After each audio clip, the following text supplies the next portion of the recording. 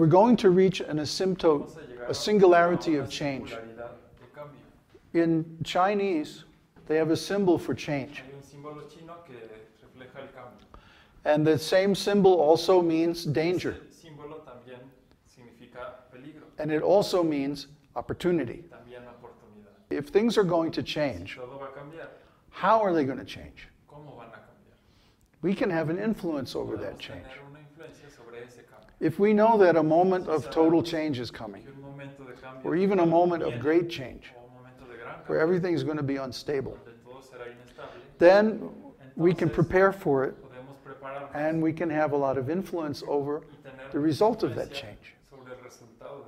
Isn't it?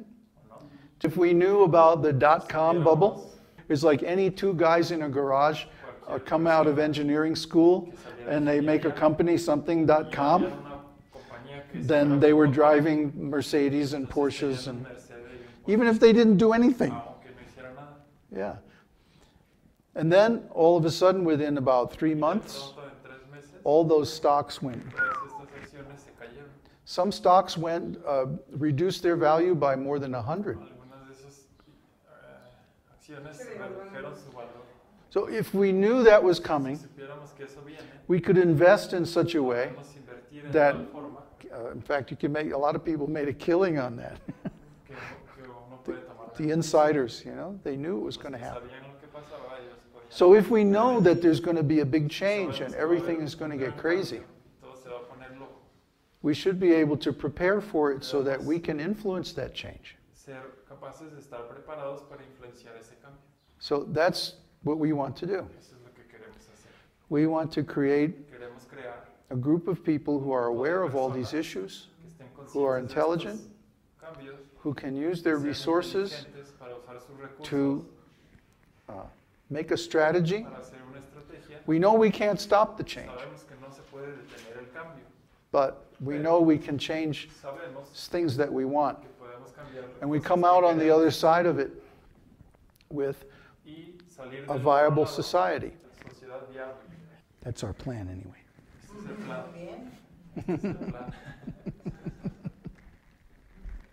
Does anybody have a better plan? Changing our mode of activities is the way to deal with the changes in the material world. Any changes. Because all these changes are material. But spiritual things never change. Just like the Vedic technology. The mantras that operated that technology don't work anymore. That knowledge is obsolete. But the mantras that invoke God or create spiritual changes, those mantras still work. The eternal knowledge always works, no matter what changes in the material world. Let's say, for example, you're out in the ocean, and there's waves, huh? And you're in a little boat, fishing boat or something. Huh? Well, it's going to happen. Every time a wave comes, the boat goes up and down, and it's very unstable. Huh? But what if you're in a big ocean liner? Huh? The big ocean liner is stable. Huh? Or a lot more stable than the little boat. But the best thing of all is if we're on an island. If we're on an island, that's completely stable. The point is, if we're established in spiritual consciousness, then no matter what happens in the material world, our knowledge and consciousness remain stable, even if a big change comes along. Because spiritual knowledge never changes.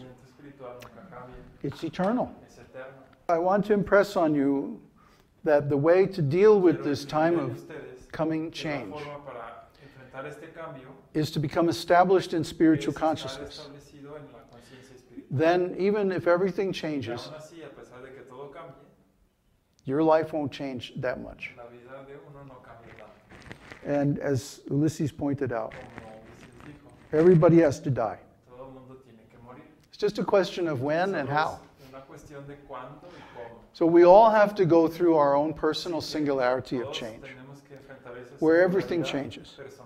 Whether it happens in 2012, or whether it happens 50 years from now, we still have to go through that total change of everything.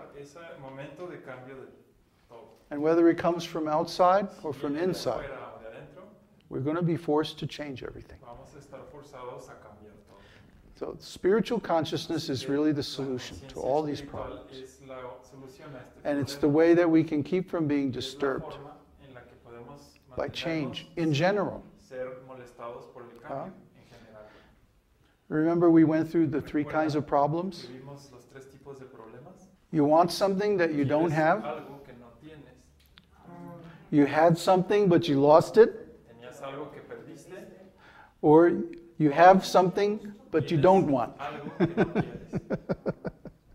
Okay, 3 kinds of problems. And all of those problems have to do with time and change. These are universal issues. So the way to conquer time and change is to become situated in eternity.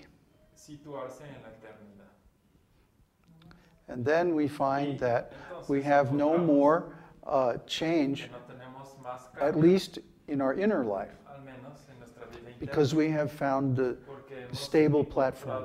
We found the island in the middle of the ocean, okay? The big boat, the submarine, whatever.